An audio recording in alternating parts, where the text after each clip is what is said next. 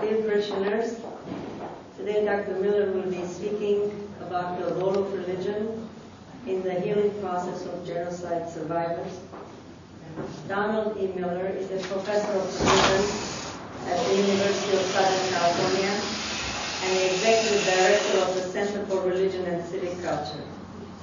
He holds a PhD in religion, social ethics from USC and serves on the leadership council of USC Institute of Armenian Studies.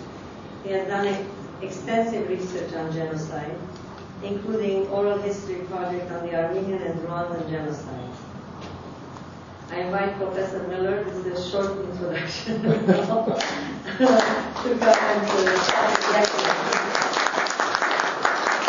all the questions will be asked at the end. Thank you. Good morning, and thank you for the invitation to be here. I've driven by this church many times, but this is my first time to actually stop in and see what a beautiful architectural combination of both modern and ancient, and I had a chance to step inside your chapel also. I'm going to try to focus quite specifically on the topic that was just announced, namely the role of religion as it addresses the problem of trauma, and particularly trauma that comes from genocide. I've been doing a lot of work in the last 10 years in the small African country of Rwanda, and it has really helped illuminate the work that my wife and I have done on the Armenian genocide. And I'll be saying more about the Rwandan genocide in a few minutes.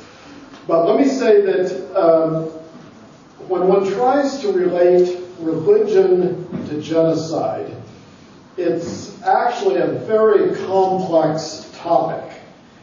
Because both in the case of Armenian survivors that we interviewed for this book, Survivors: An Oral History of the Armenian Genocide, as well as the interviews that we've been doing with survivors of the Rwanda genocide, very, very often survivors say that during the genocide itself, they lost their faith.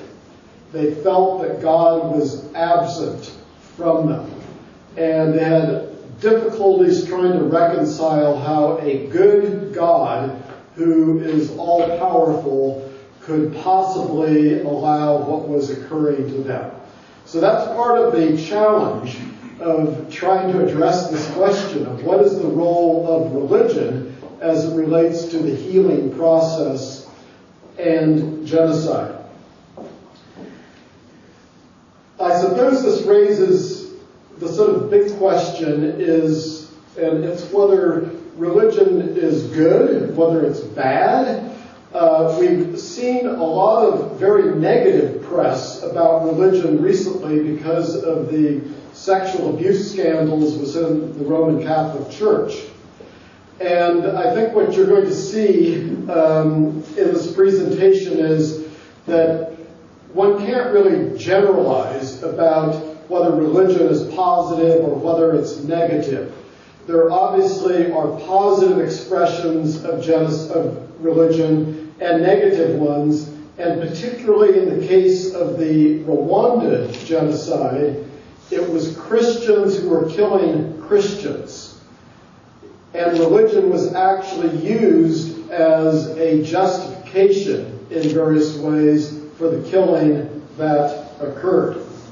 Now let me just sort of step back here and tell you briefly how I became involved in the topic of genocide. And I have to blame my wife of 44 years for this, who would have liked to have come, but she had another commitment this noon. And so actually on March 29th, that's our 44th wedding anniversary, that's how I got connected with this issue of genocide, listening to the stories of my father-in-law, who out of a family of 9, only he and a sister survived. And in the case of my mother-in-law, she lost about half of her family in the genocide. After we were married, I suppose as part of the bride price for having polluted the bloodlines, the pure Armenian bloodlines of my wife and then the children that we had. By the way, we named one Arpi and another Shant. So we've tried to sort of at least, with these half-breed children, keep names that were Armenian. And it's interesting, we now have three and almost 4 grandchildren, and both our son and our daughter ended up giving the middle name to one of their children of Turian, which is my wife's maiden name. So in various ways, we've been trying to sort of carry that out. But we being my wife and I, interviewed a few more than 100 elderly Armenian survivors, largely in the Southern California area.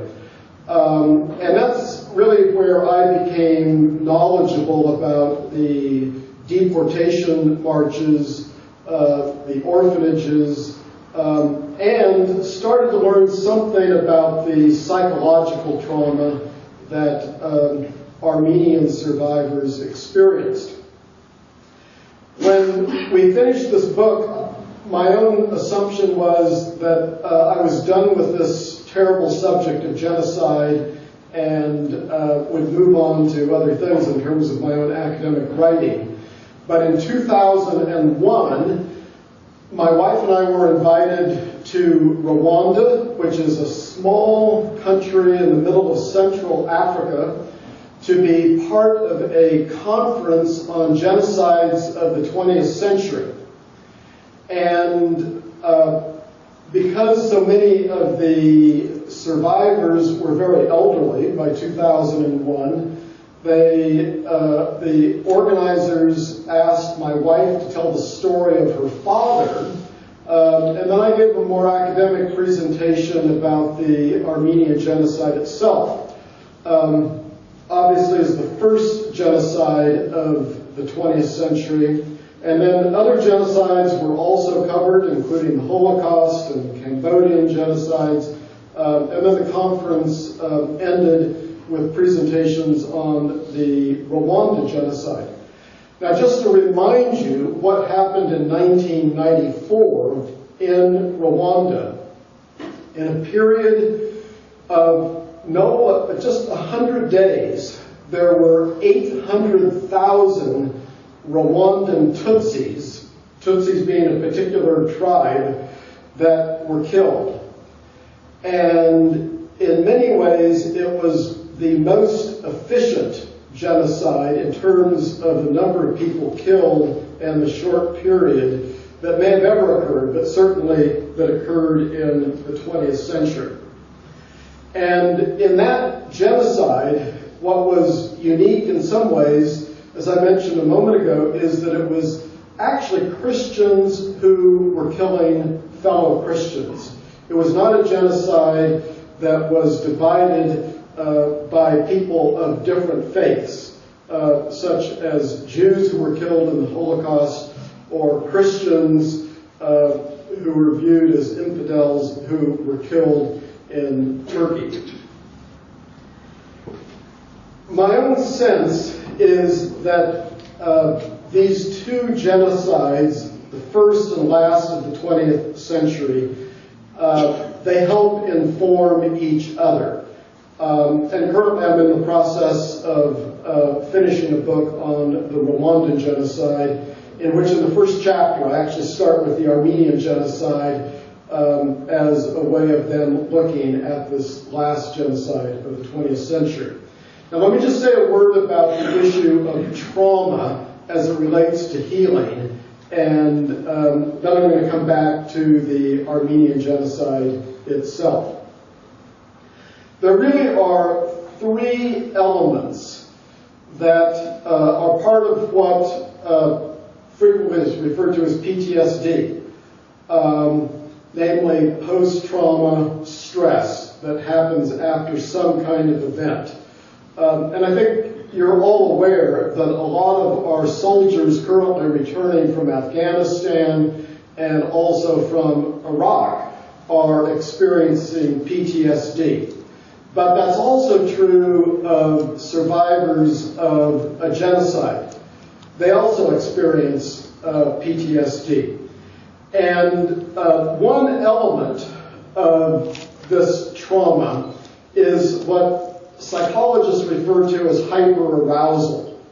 Namely, after someone has experienced a trauma, they have difficulty sleeping, they're oftentimes very sort of edgy and violence-prone. There's sometimes spousal abuse. We've certainly seen that with returnees from Afghanistan and Iraq, where people are lashing out physically. So that's one sort of set of characteristics of people who are traumatized. They can't sleep, they have insomnia, they're always in a sort of hyper-aroused state. Another characteristic is that they have intrusive thoughts, meaning they're constantly sort of recycling in their minds what happened at that traumatic moment. So they're having flashbacks where they relive the trauma. You can imagine a car accident where someone keeps reliving those moments right before the accident occurs.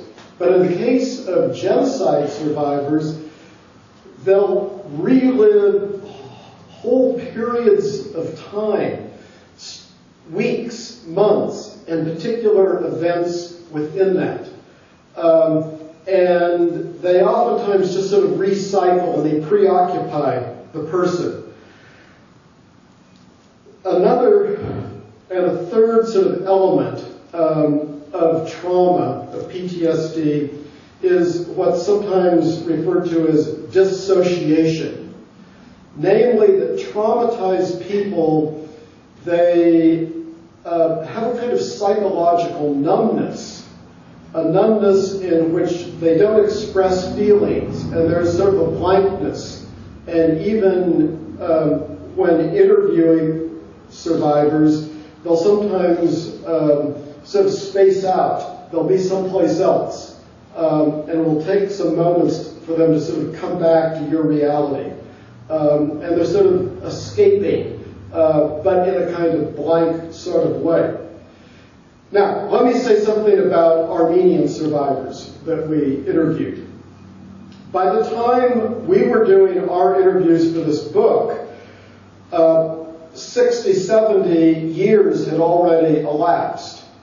And so, quite frankly, we didn't see a lot of overt PTSD in the same way that we have seen it in the interviews that we've been doing with Rwandan survivors. However, there was a kind of typology that we developed of survivor response. Among Armenian survivors, there were some who simply wanted to sort of repress the memory and not even talk about it. And so we didn't interview those individuals. We didn't want to just stir the pot and bring up old memories. There were other survivors who very much had a feeling of outrage and anger. And then there were some who were just very resigned, very sad, with sort of depressive elements, just in terms of their own emotional affect. But in general, what struck us in interviewing Armenian survivors is that time had a healing effect. And yet, at the same time, one can start to sort of wonder, what were they like in the orphanages right after the genocide? What was the experience of women who were widowed, who had lost husbands, who had lost children? And in fact, I think we'll never really know that. But I have to assume that Armenians who went through the genocide experienced many of the same PTSD symptoms that we've observed in interviewing Rwandan survivors. And also, and I think it's a sort of an interesting research question, how does trauma get transmitted to the second generation? In my own case, to my wife's generation, but even to the third generation. Because I think in very subtle ways, trauma doesn't simply disappear. It is something that subtly is communicated in terms of fear and anxieties that one's parents experienced. Now let me get more specific and talk about the role of religion in the Armenian case. And that really takes me to say something about the orphanages that were created shortly after the deportations in 1915. Now, for this audience, you of course are extremely familiar with what happened in those deportations. And the fact that in addition to people being killed outright, many, many people died of typhus, they died of dehydration, from lack of water, they died from starvation, from dysentery of different forms. And of course that's where this notion of the starving Armenians, which even I as a child grew up hearing that reference, that very much characterized these children, these widows who during the months and months of the deportations had lost in many instances a sense of personal dignity, certainly a sense of personal self-esteem, and their bodies in a variety of ways were a mere shadow of what they had been. Now, one source of information that we have about what occurred during the genocide comes from missionaries, and largely Protestant missionaries. The Protestant missionaries came to Turkey as early as the 1830s. They initially came thinking that they would convert the Muslims. They found that a hard target. So then they turned to Armenians, to Christian Armenians. But they weren't simply set on converting people. They also were, in many instances, quite philanthropic. They set up schools. So, for example, by 1915, there were 132 high schools in Turkey. There were 1,100 primary schools. There were 6 universities. And I mention that because that was part of the infrastructure that already was in place that then enabled relief efforts to come into Turkey and that part of the world as the deportations ended and as there were attempts to sort of deal with these hundreds of thousands of survivors. I think you're all familiar with Near East relief, but I want to just say a couple of historical things. It was James Barton, the foreign secretary of this Protestant board of commissioners for foreign missions, that combined initially with Cleveland Dodge. We all know about Dodge cars. He was the vice president of the Phelps Dodge Corporation. They saw what was happening because of these reports coming back from missionaries in 1915, and they immediately put out a plea to try to raise $100,000 for immediate relief efforts. Cleveland Dodge actually was a very good friend of Woodrow Wilson, and so he had government access, and they quickly raised that $100,000. They transported it for relief efforts through Henry Morgenthau, a name I think you all know, who was then the American ambassador in Constantinople. And a lot of attention. In fact, if you go back and read newspaper accounts, even in the LA Times, New York Times, Boston Globe, in 1915, there was a lot of press being given to the plight of the Armenians.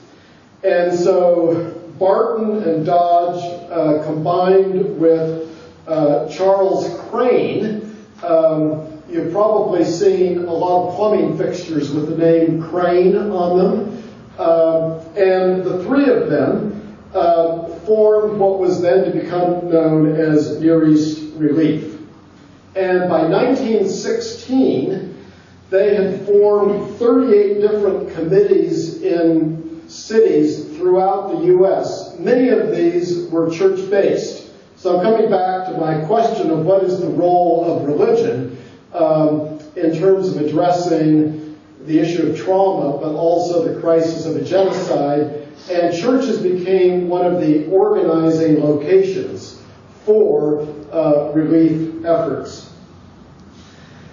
Reports were coming in from Syria. In fact, a lot of the cities that we're now reading about because of the current crisis in Syria were places that Armenians ended up from the deportations.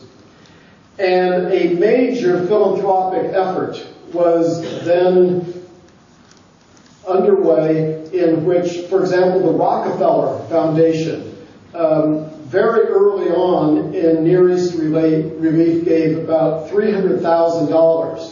Now, we think $300,000. This was 1915 era money. That was a lot of money. But it also shows that a major foundation like the Rockefeller Foundation got on board very early with the relief efforts. It's also interesting in terms of just the visibility that starving Armenians had within the U.S., that the proceeds from the Harvard-Yale football game were given to Near East Relief as part of the attempt to deal with this crisis that was unfolding. That was in 1916. And between April 17th and October 18th, donations to Near East Relief were averaging about $500,000 a month. Again, that was a lot of money in 1916, 1917. And by the end of 1918, almost $20 million had been raised. And much of this money was raised in churches. It wasn't just the U.S. that was responding. Also, there were Europeans, and one of the most famous missionaries is Papa Kunzler, a Swiss. He, in the interviews that we did for this book, was actually frequently mentioned as someone who became a father figure to orphans. By 1917, 1918, there were about 200 American orphanages spread throughout Turkey. It's interesting, the accounts that we heard in our interviews with survivors about these orphanages. People were fed, but in spite of all these attempts to raise money, oftentimes they had very meager amounts to eat.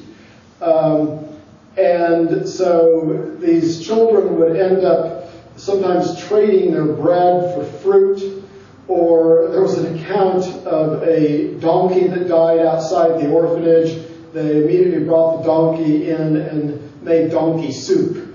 Another account of, in one of these orphanages, killing a mule.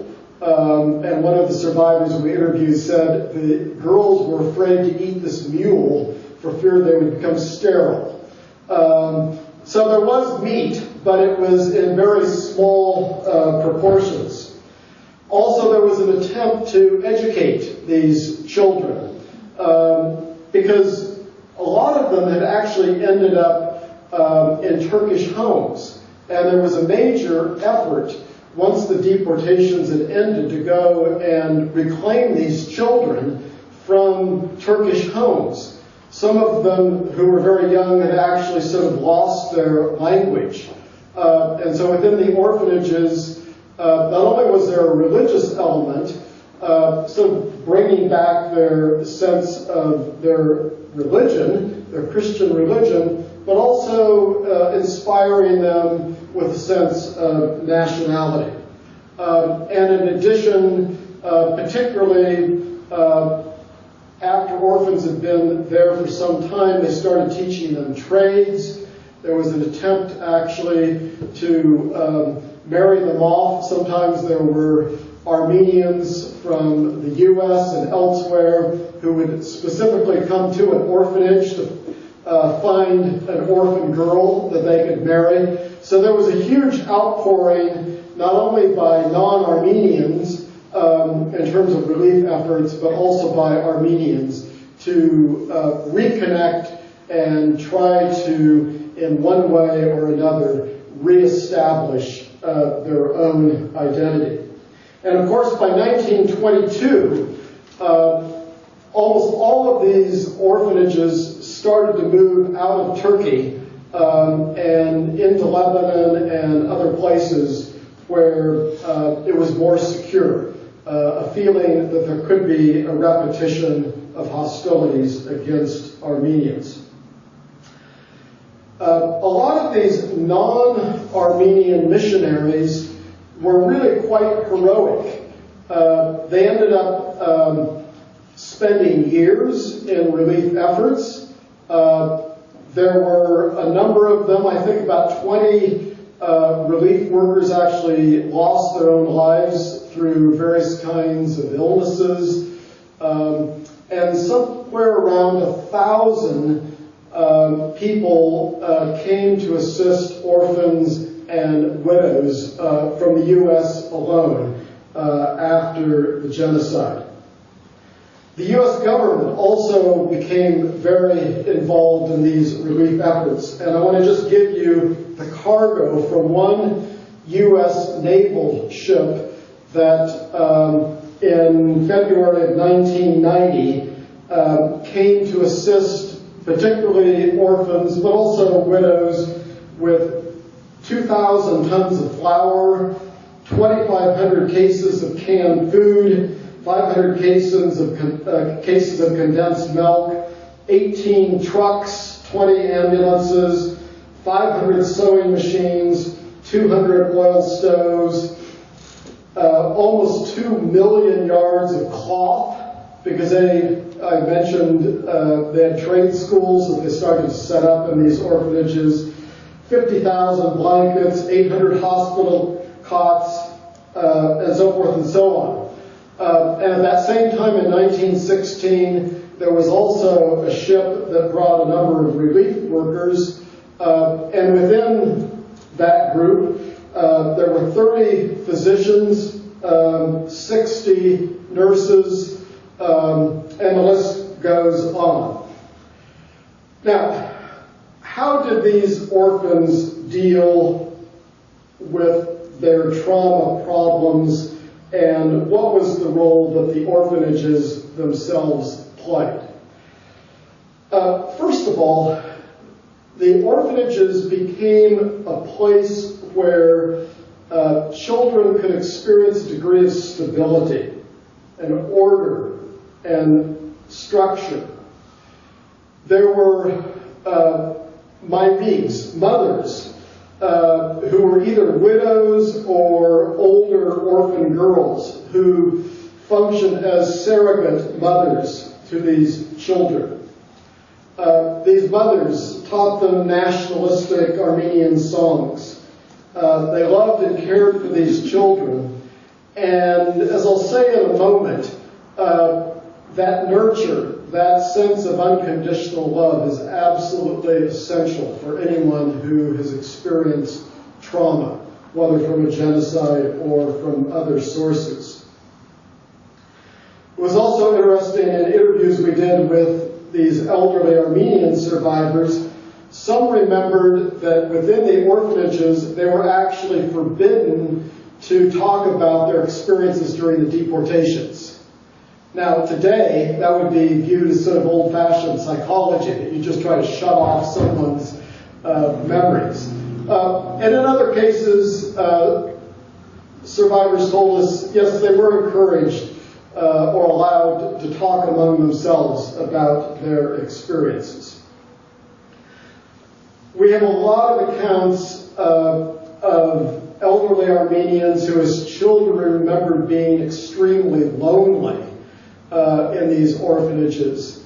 And particularly in Syria and Lebanon, they remembered that orphans who had relatives, aunts, uncles, on a Sunday, they would come and visit some of the children, but some of the other children would simply wait there at the gate with no one to visit them. So loneliness was clearly, just at an emotional level, something that they struggled with and had to deal with. And also, a lot of these children were sponsored by Americans or Europeans. And this was brought home to us in one account of a survivor who said that she was informed one day that she could no longer go to school. And what was the reason? It was because the Sunday school class that had been sponsoring her, they were no longer sending their check. And so her education terminated at that point. So that sort of relationship between sponsors and children was very direct and tangible in a lot of instances.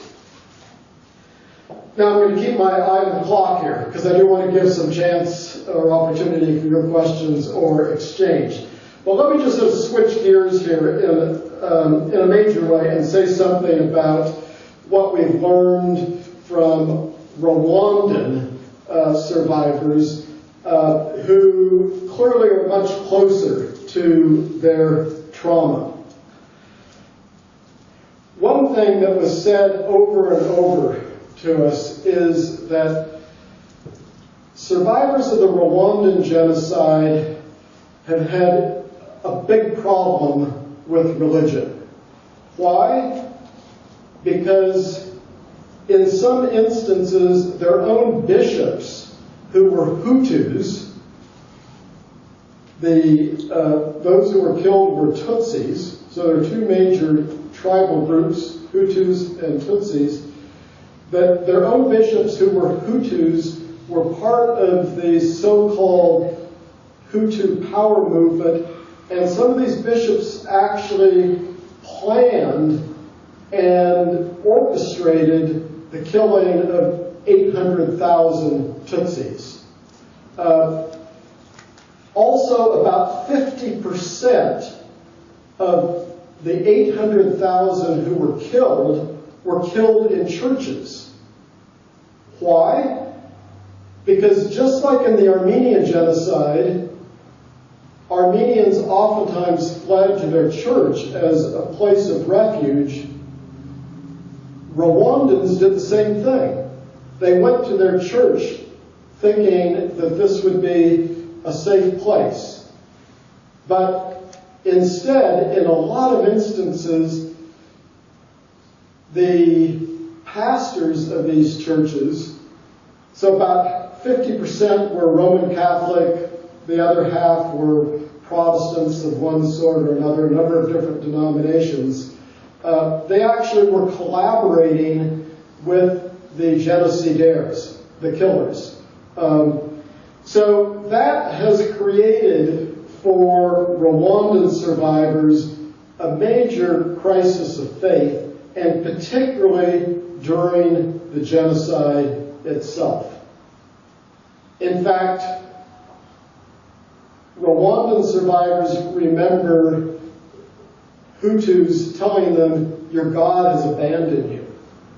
He abandoned the God of the Tutsis. Now, in the current situation, and we've been going to Rwanda for about 10 years now, actually a little longer, a lot of the survivors, and I would say there are parallels here to Armenian survivors, they're homeless. A lot of them are experiencing physical problems, rape, just as it was something that occurred within the Armenian genocide. It was even accentuated as an aspect of the genocide in Rwanda. A very, very large number of women who survived now are HIV positive or have full-blown AIDS. Because the killing in Rwanda was largely done with machetes, you still today, you see a number of young adults with scars, with missing limbs, arms as well as legs, scars on the face. These are people that were oftentimes left for dead, but sometimes on a pile of bodies, or thrown in latrines, which was a way of disposing of bodies, and they somehow miraculously survived. So what are the symptoms in terms of trauma of these survivors? They're very much the classic symptoms I mentioned. A lot of sort of flashback memories of what happened, a lot of insomnia, a lot of physical problems, stomach aches, headaches, and I would say overarching all of that, and this is particularly true for women who were raped, a sense of a loss of dignity, of self-worth, and for all survivors, particularly those still struggling with PTSD, a sense of a lack of meaning, a lack of purpose. So, how is that being dealt with? And I'm just going to take one religious NGO, non-governmental organization, and use that as my illustration, and then I'll stop and entertain your questions or comments. The name of this organization is Solace Ministries, S-O-L-A-C-E, as in to console, to offer solace. It was started by a survivor, and I think what is unique in some ways about this organization is it takes a very holistic approach to dealing with the needs of survivors. It deals with spiritual issues, it deals with their physical needs, it deals with their emotional needs, and it assists them with jobs and with education. Every Wednesday, and they do this at multiple locations around this small country of Rwanda, they have a meeting that usually goes 3 to 4 hours in which survivors are invited to testify about their experience during the genocide. Sometimes survivors will attend these meetings for months, even a year, before they have the courage in a meeting like this to stand and share their story. And initially, what happens is a survivor will stand and tell a little fragment of their story. And then they'll start tearing up and other survivors will gather around them, put an arm around them, comfort them, and then the survivor will sit down. And then in another week, in another month, they may stand and testify again about their experience. The importance of testifying is that this narrative, this story of what happened, which is just revolving in their own minds, they start to externalize it. It's a kind of catharsis. It's a way of literally sharing what's in their head with the community. And so the importance of the religious community is that the community starts to take on the burden of the survivor. And because it's a community of fellow survivors, everyone there went through the genocide, there's an empathy, there's an understanding, there's a caring that occurs. And in terms of this transition that begins to happen, not for every survivor, but for many survivors, is that a sense of self-worth starts to come back. And what we've heard over and over again in survivor testimonies is they feel loved. And in this act of being loved, they begin to feel like they have a reason for being. They begin to feel that they have a self, that they have a purpose. And throughout this process, which may take literally years, this is no quick fix. These survivors are also being assisted with housing, because one of the things that happened in the Rwandan genocide is that the genocidaires not only were killing people, they were destroying the house of these Tutsis. So this NGO, Soulless Ministries, it tries to help them with housing. For those who are orphans, it assists them with education, with vocational training, and so forth. And then in time, they begin to help them to deal with some of those harder, knottier issues, such as actually going back to the location where their family members were killed. They help them to, if they know where those loved ones were killed, to literally exhume, dig up the bones, and rebury their loved ones in a ceremonial way. And in time, they start to help them to think about the possibility of reconciling with their Hutu neighbors, and even to entertain the possibility of forgiving those who killed their loved ones. Now, one of the problems in the Rwandan case, and of course this would be true also in the case of Armenian survivors, although very, very few are still alive, is that Rwandan survivors don't actually know who did the killing.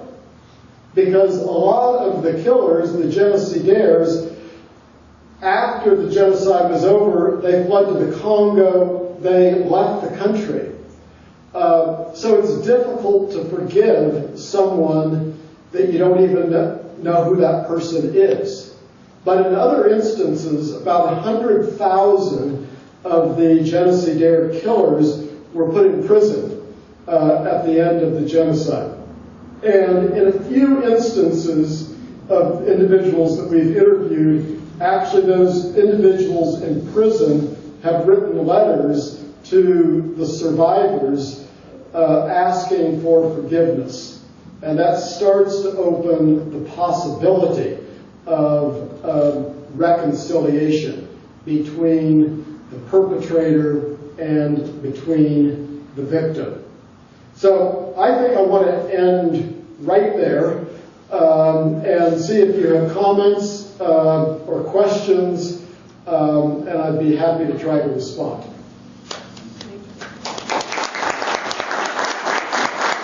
Them before our meeting, and I think you have some very interesting things to share here. Both sisters, right? Yeah, both sisters.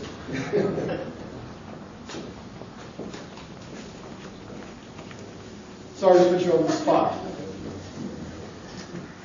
So I'm Arda Malkonian, and this is my sister Doris Malkonian. And Doris presented a paper of ours in May in Istanbul, Turkey. There was a conference hosted by Sabancı University, and the topic of our paper was sexual violence during the Armenian Genocide.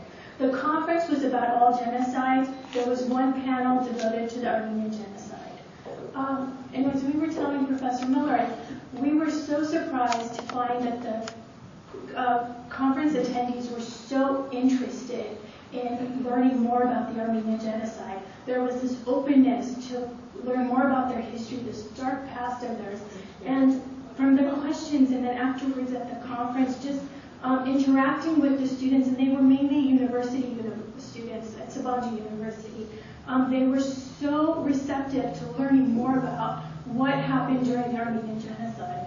Of course, we were very hesitant to go because of the Article 301. And so we checked with Professor Hovanesyan, and he said, don't worry, just go and present your paper. And there were many, many Kurds in the audience who are now finding out about their heritage, their grandparents. And in fact, several people approached us after the conference wanting to reconnect with their Armenian roots. So one grandparent or two grandparents of theirs are Armenian. And so they have this urge to connect and to understand what happened. That history for them was erased, or it was presented in a different light, and all of a sudden they're learning about the Armenians and the Armenian Genocide, and this is the younger generation. So we were very surprised at the response we received, and we made several contacts there, and the younger generation is also working on learning about the Kurdish situation and the Armenian Genocide, so there's progress. And one thing we were interested to find out is that on April 24th, they have commemorations. They gather at Taksim Square, or they gather at other locations, and these are Turks, not the Armenians, because the Armenians are afraid to commemorate the genocide. But the Turks are getting together and remembering and honoring those who were killed and facing what happened years ago. Yeah, I would just add my own experience. Thank you very much. About 10 years ago, I was part of the panel that Professor Hovanesyan had put together for the International Oral History Association, which moves around the world, but it happened to be meeting in Istanbul. And so he had proposed this panel in the usual procedure where you list the participants, the titles of papers, and so forth, and he heard nothing back from the organizers. So what had actually happened is that the Turkish Historical Association had said, if you have a panel at the International Oral History Association, we will pull our sponsorship, which also meant that the venue where the conference was to be held would have to be changed, and also their financial support would disappear. To the credit of the International Oral History Association, they then accepted our paper. The venue of the conference had to be changed to what is now called Bosphorus College. It was then called Roberts College back during the period of the genocide. And when it was time for our particular panel on the Armenian Genocide, they had scheduled us in a small room that would hold maybe 30 or something. We probably had 80 or 100 people who came. So they had to change to a larger room, And we had exactly the same experience as these two young women just told us. Namely, there were a lot of Turkish students there who were extremely interested in the presentation.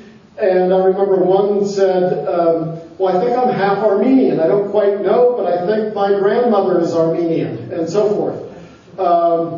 So I don't want to say that things are radically shifting. Let's come back to the question up here. But I think we're all aware that when Hrant Dink was killed, I think there were about 100,000 people who came to the streets opposing that assassination. So there is the possibility of change, but I would also like to relate this back to the Rwandan genocide. I mean, we're now starting to see denial, particularly from genocidaires that ended up in France and in Canada and in other locations, trying to sort of rewrite history and as to why the genocide of 800,000 Tutsis occurred. So I'm over time here. I'd like to just thank you for your questions.